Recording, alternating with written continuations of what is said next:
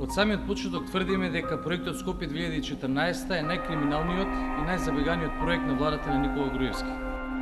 На почетокот на август оваа година се констатира дека под мистериозни околности е исчезнат поголем дел од тендерската документација поврзана со проектот Скопје 2014.